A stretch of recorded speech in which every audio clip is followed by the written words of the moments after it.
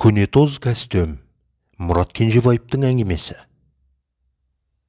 Кемпір қайтқалы Сыдық ақсақал сыртқа көп шықпайды. Аяқтарында күш жоқ, буындар әлсіз. Бүгінде күздің әдемі бір шуақты күні болып тұр екен. Есік алдында кішкене немересі ойнап жүр. Бұл соған қарап тәубе деп қойып ойланып отыр.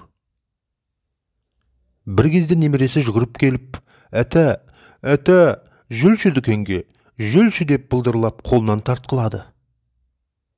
Жақын араға дейін қолынан жетектеп, кейде көтеріп, 5-6 үйден кейін орналасқан дүкенге апарып, сок, кәмпит, құрт сияқты баланың сұрағанын алып беретін.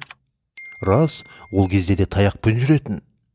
Таяғын тықылдатып көршілерге баратын. Тек соңғы 3 айда кемпірінің 100 күндік садақасын берер алдында мүлдем әлсіреп қалды. Бөлек отау болған үлкен ұлы, «Бапа, жағдайым болмай жүрме? Мүмкін біздің үйде тұрарсың. Ет жеп, шұбат жеп, әл жина. Бір қозыны сойып берем, ана құрдас бапаларды жинап, карта ойнарсыңдар» деген еді. Бұл сонда, «Қой жоқ балам, көңіліңе рахмет. Бала вақтыға кеткенде мыналарға бас көз болам ғой. Өздері қорқар, алаңдама, бәрі жақсы, шүкір» деген. Содан ол әңгіме басылып қалды. Кемпірінің 100 өткесін, келесі күні үй жинап жүрген қолындағы келіні күйеуінің жерде жатқан киімін аяғымен бір шетке ысыра салды. Байқап қалған бұл жай ғана, «Маралжан, ер адамның киімін аяқпен теппе балам. Ол жаман әдет. Киімі аяқ асты қалған еркектің бағы қашады» деген бар. Жоғары көтеріп қоя ғой деген еді.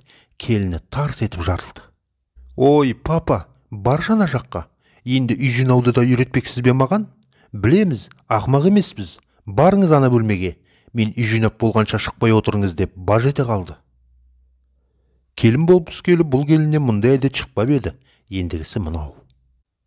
Келіні марал десе маралдай сүйкімді, көзі тостағандай, қалың қою қара қысқа шашы бар. Түскен кезінде бұл оны аяушы еді. Әлі құртақандай сүйкімді бала. Біздің мына Бозымбайдың жолы болған екен.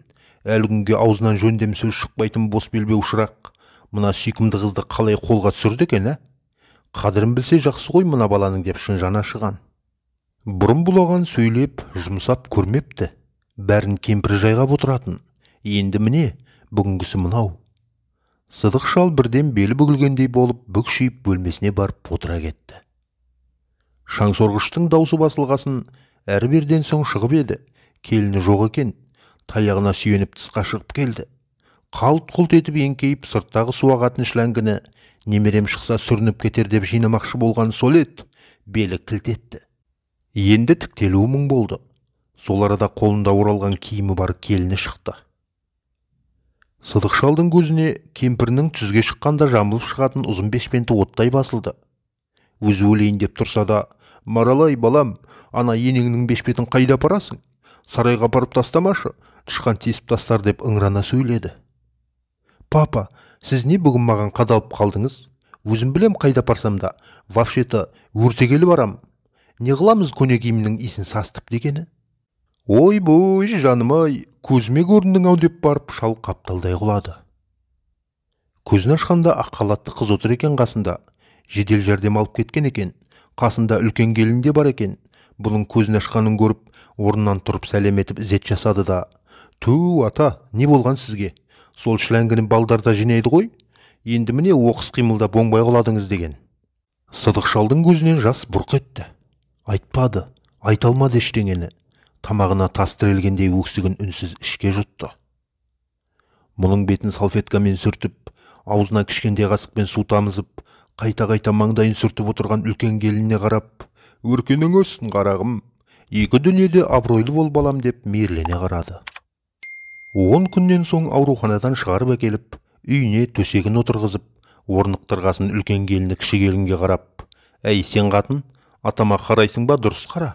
Болмаса өзім үйге алып кетіп бағам. Бір шалдың бабын таба алмады деген атақ алғың келмесе қара. Кемпірі кеткесін жетімсіреп, сәл нәрсеге күйіне береді. Оңай ма 50 жыл бірге болған жарынан айырылу?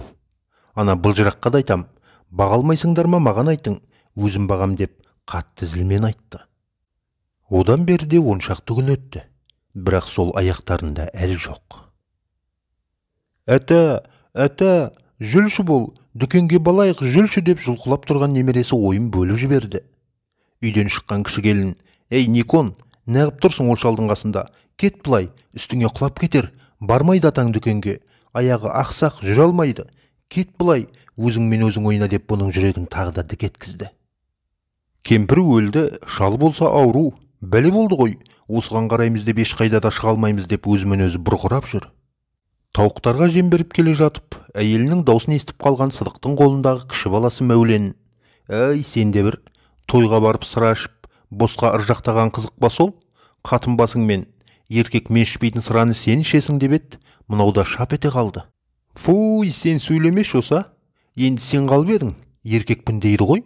Еркектің кәтежі астында кәмірей болады, ал сен айлығыңды өлгенше шешеңе беріп келдің.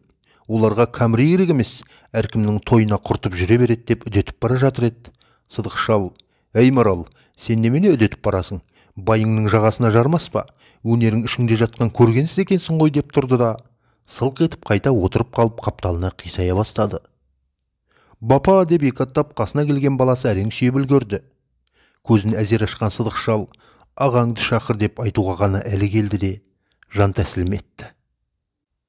Сөйтіп, Сыдық шал да о дүниелік болып қырқын тарқатқасын Мәулен вахтасына кетті.